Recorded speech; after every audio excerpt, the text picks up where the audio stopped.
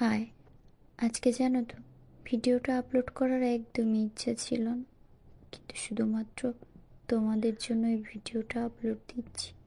এই ভিডিওটা আগেই করা ছিল, আজকে তার ভয়েস ওভারটা করছি।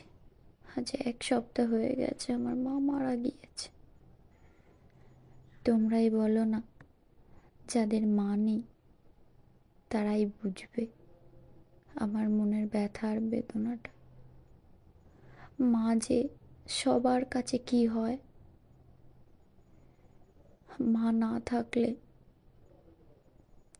দুনিয়াটাই যেন উজাড় হয়ে যায়। মায়ের থেকে সব কিছু প্রথমেই শেখা, মায়ের হাত ধরেই প্রথমে হাঁটা, মায়ের কাছ থেকেই প্রথমে খাওয়া, সব কিছু মায়ের কাছ থেকেই শুরু হয়। আজ সেই মা আমার চলে গেছে, না ফেরার দেশে চলে গেছে, আর কখনো ফিরে আসবে না, আমাকে ছেড়ে চলে গেছে। এইসব পরিস্থিতির মধ্যে ভিডিও আপলোড দিতে পারি। আজ 1 সপ্তাহ পরে ভিডিও আপলোড দিচ্ছি, তাও দেওয়ার একদমই ইচ্ছা ছিল না, কিন্তু বাবা বলে এইভাবে তো সময় থেমে যায় না, তোকে তো আবার সবকিছু শুরু করতে হবে, তাই না? তো আব্বুর কথা মাথায় রেখে ভিডিওটা আপনাদের কাছে আপলোড দিচ্ছি।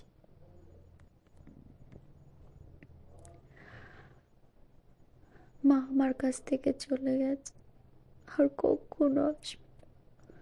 একা থাকলে খুবই মনে পড়ে মায়ের কথা, আর যখন এইসবগুলো আমি বানাই আরো বেশি মনে পড়ে। মায়ের কাছ থেকে সবকিছু নিয়ে আসতাম, এইসবগুলো রেখে দিতাম।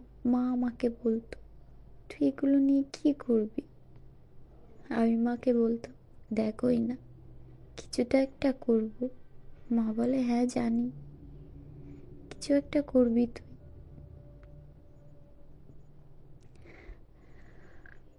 আজ মায়ের কথা খুব মনে পড়ছে, সব সময় মনে পড়ছে। যাদের মা নেই তারাই বুঝবে আমার এই মনের কষ্টটা।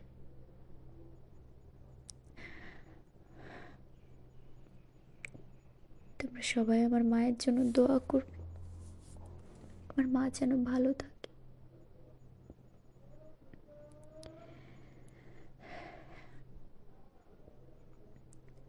যাই হোক, আমি কিছুদিন ভিডিও আপলোড দিতে পারিনি, আর যা ভিডিও দেয়া হয়েছে সেটা আমার হাজব্যান্ড দিয়েছে।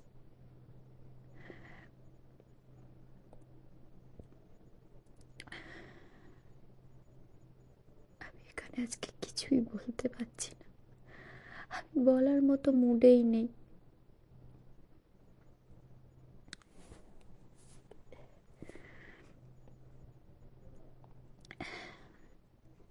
যদি ভিডিওটা ভালো লাগে একটা লাইক দিয়ে যেও, আর অবশ্যই আমার মায়ের জন্য দোয়া করো। সবাই ভালো থেকো,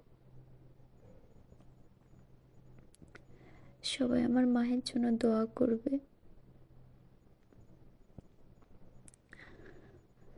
আজকের জন্য এই পর্যন্ত।